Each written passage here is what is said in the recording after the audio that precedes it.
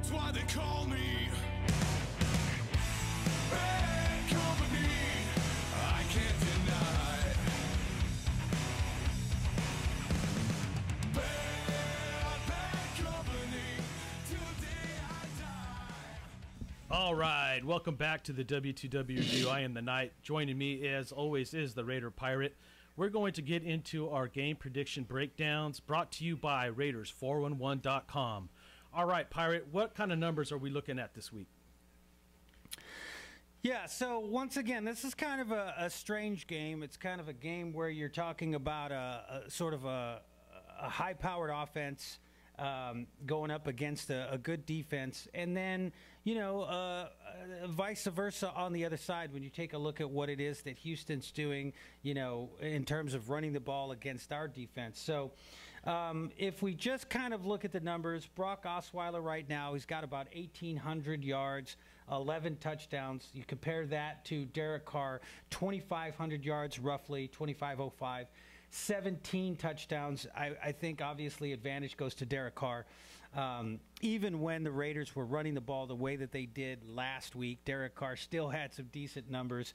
The Houstons were running the ball really well. Osweiler had 99 yards. When you take a look at the rushes, you combine Lamar Miller and Alfred Blue. They've got close to 1,000 yards there. Latavius Murray, DeAndre Washington, only about 700 yards. So again, the advantage could go to the Houston Texans in terms of the run game. You look at Hopkins, Fuller. They've got about 800 combined yards at this point, about 5 touchdowns.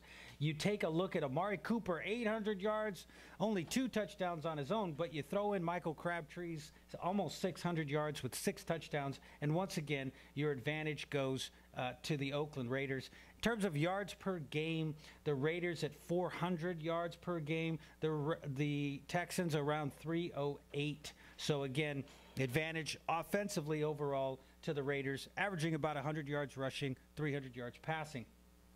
If you look at the rush yards per game, you got 121.4 for the Texans, 127.8 for the Raiders. They got to run this ball. Passing yards per game, 273.3 for the Raiders, 187.3 for the Houston Texans. So again, if you take a look at it, this Oakland Raider football team offensively clearly should be a lot better than this Houston Texan offensive football team. And this is where the numbers really play a big dividend. I mean, I'm not the biggest statistic guy, but when you look at the statistics here, we proved in the last game against the Denver Broncos how efficient this offense could be.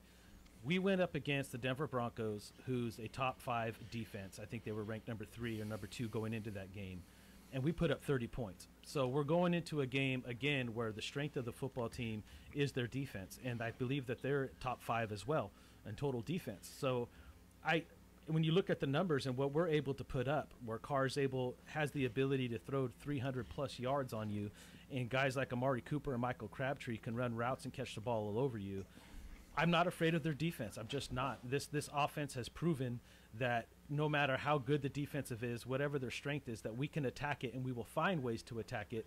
And this is where Bill Musgrave has really grown on me. He's really smart about knowing exactly how he wants to attack you, whether it's sucking you in with the short passes and then hitting you deep or running the football. This is a great matchup for our Oakland Raiders. Yeah, and again, if you look, like you said, Houston number 4 in the league. Defensively, the Raiders all the way down there at 25. So once again, even though this offense isn't great for Houston, they can run the football. And if the Raiders have struggled with the run at points. They've gotten a lot better, I think, as they've really begun to communicate a lot more. We're seeing them fill the right gaps, not make those eye violations they were talking about early on in the season. You're seeing a lot more maturity coming out of this team. And again, it has a lot to do with switching up players, switching up personnel, and then I think adjusting the scheme to the strength of the players that they've had and not vice versa. Early on, we saw this football team really trying to fit square pegs into round holes.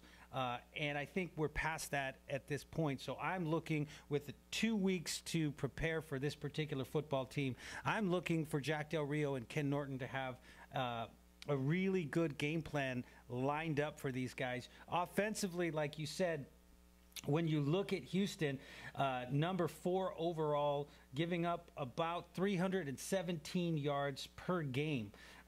So, again, when you look at it, about 196 passing yards, 120 rushing yards. So, again, they're going to be susceptible to the run, not giving up a lot of yards in the passing game.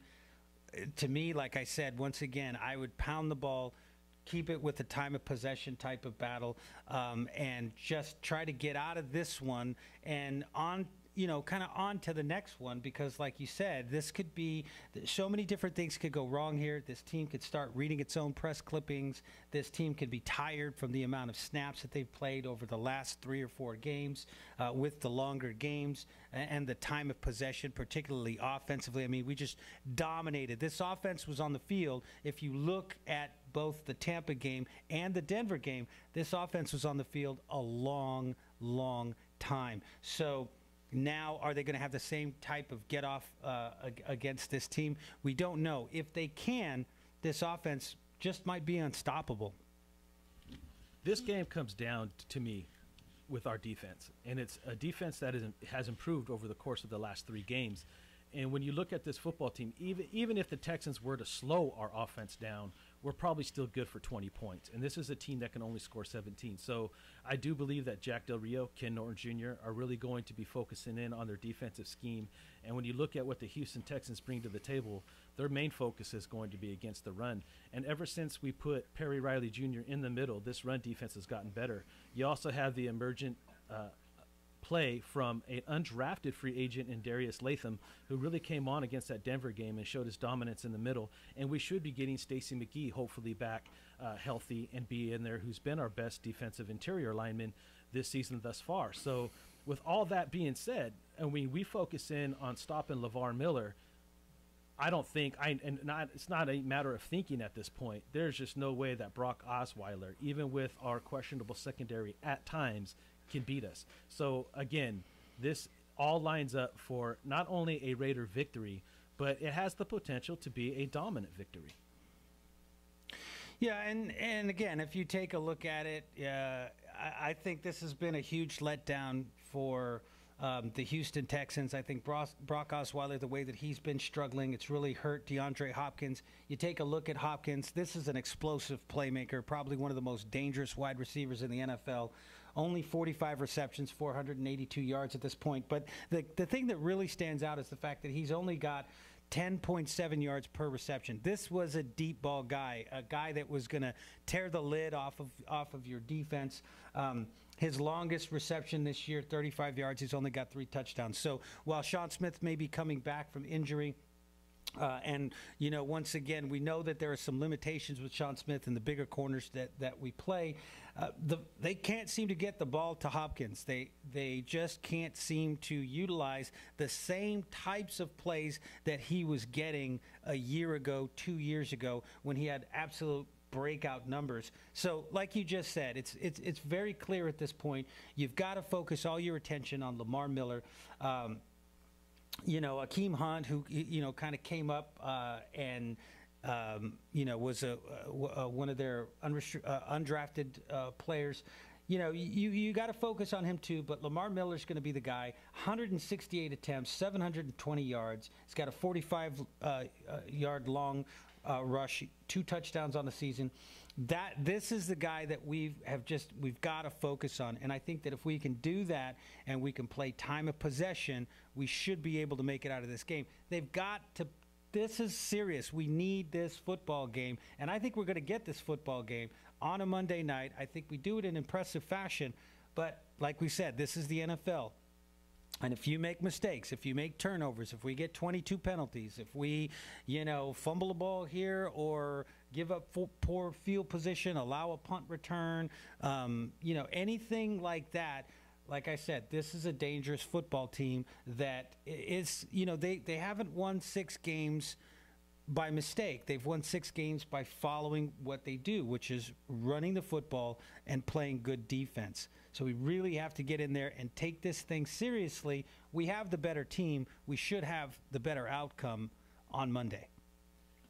This is where Jack Del Rio's philosophy really thrives with me. Protect the football, play great defense, and have good special teams. He likes to utilize all 3 aspects of his game. They've been doing it well thus far. You know Derek Carr is going to be very protective of the football. You know that this defense may have its struggles, but it's going to play. It has been playing the last 3 weeks such a different style of defense, and it's working. So we focus on LeVar Miller. We stop the run. The problem with Hopkins is that Brock Osweiler is not that guy that's going to get the ball down the field. He has the arm, he has the size, but he tends to hold on to the ball too long. I think Khalil Mack at this point has got to be licking his chops. There was a reason why he sacked him 5 times last year. This guy just does not have a quick release.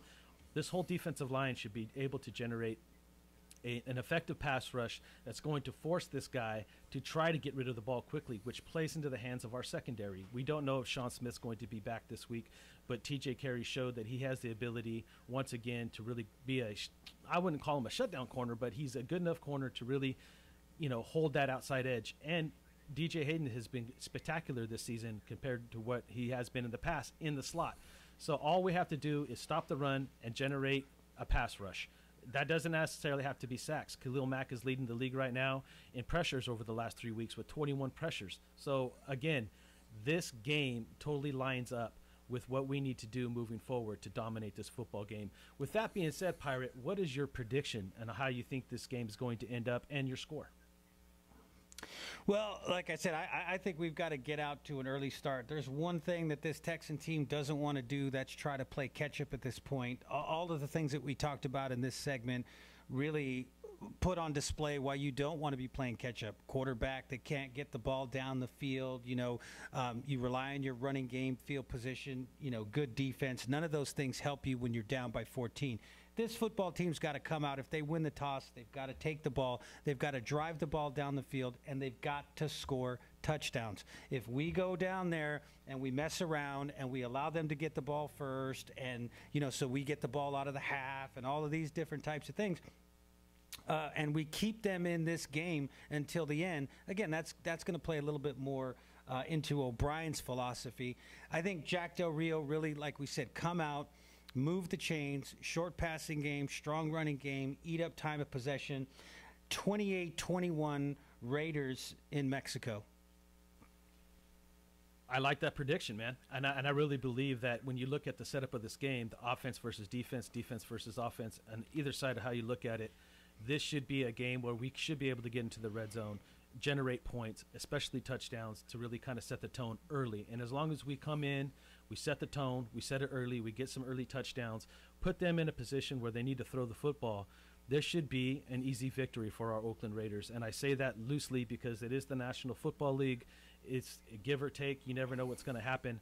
But I really see this game getting out of hand for Houston. I really believe that Derek Carr, having a, some people would say mediocre game against Denver, that's because we ran the ball so well. So I think Denver, I believe that Derek Carr is going to have a breakout game throwing the football against his Houston Texans, especially with his tight ends down the seam.